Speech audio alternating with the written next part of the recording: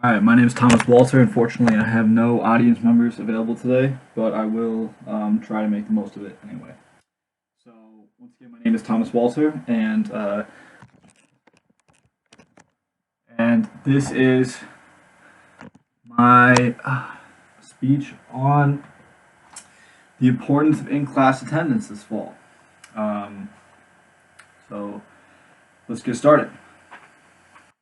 Never before did I think I would be advocating for the presence of school attendance. The majority of classes that I've taken in college have been online, and I generally tend to perform very well under these circumstances in comparison to in-person meetings. However, after conducting an extensive amount of research on the effects of closing down in-person classes at schools, I believe that there is no choice but to reopen all schools in the fall. The importance of in-person classes occurring in this fall will not only affect the students, but rather the parents and the overall quality of education distributed. In the next few minutes, I will inform you of the cost of keeping students home on the parents, the deficits of online learning, and how it can hurt in the long run. Next, the dilemma with parents that exists now is that we have to tend to the kids at home all the time, and finally, the importance of student interaction amongst each other.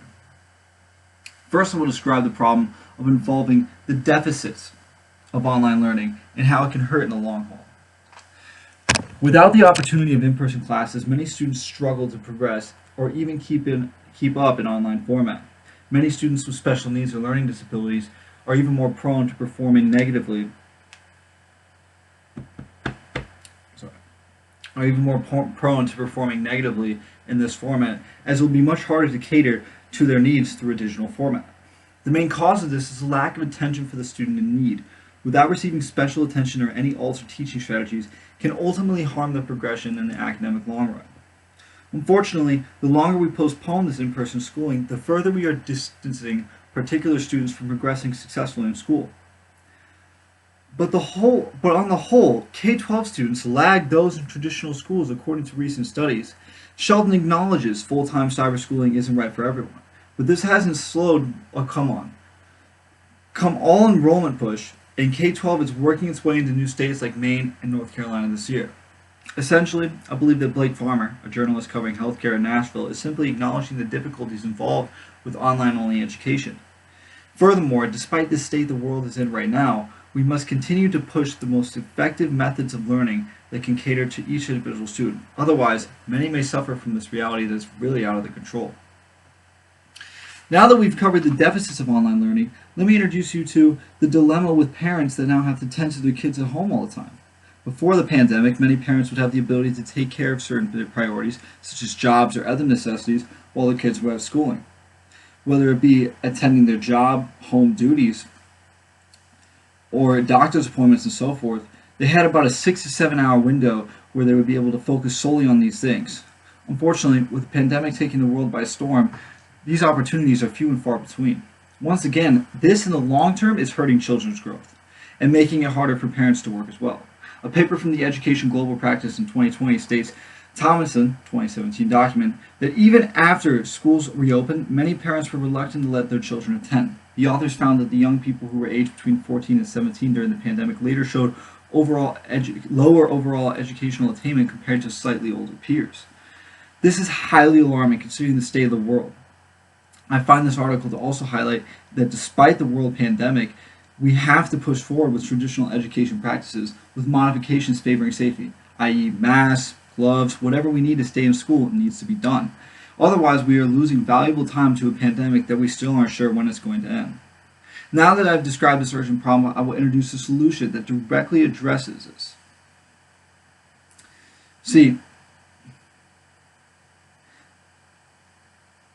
keeping the kids at home may sound doable on paper for an extended period of time, with some shambled together alternatives. Nevertheless, it can already start harming these adolescents. Without the reopening of in-class attendance, students can be mentally disturbed in the long run. As Jason V. Lambree is bringing up this alarming point, with very little time to mentally prepare, we have suddenly changed what would normally be a predictable pattern in their lives. Staying home from school has led to a loss of routine, structure, academic support, and social contacts. At the same time, it is not clear when this situation will end, according to Lambree from 2020.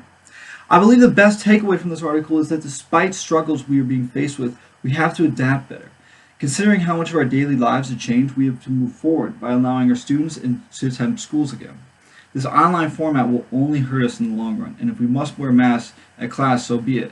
But attending school in person should be our primary priority if we want students to keep progressing and socializing at a healthy rate. Overcoming objections from the main counterargument to this is simply online learning or postponing schooling until deemed necessary. But this would have to be done till a vaccination was distributed to all citizens in sending school, work, and is expected to take at least 4 months. Now that we have discussed the solution, I will describe the implications for a future.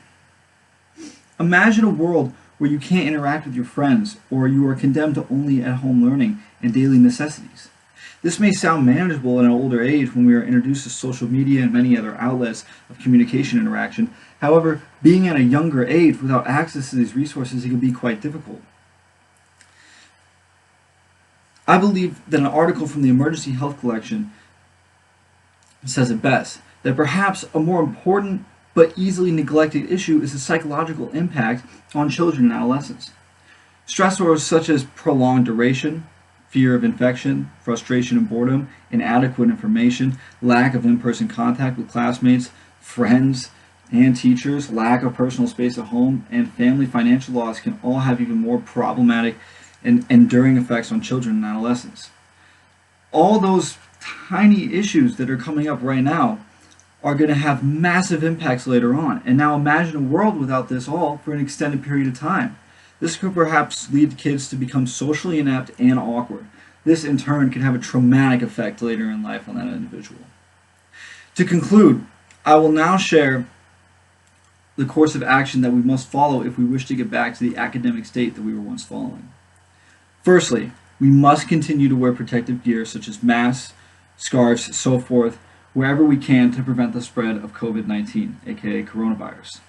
Coronavirus is a very prominent issue. Fortunately, there are many ways to prevent the spread. One of the most effective ways to prevent the spread and to get back to opening schools is to wear masks and gloves.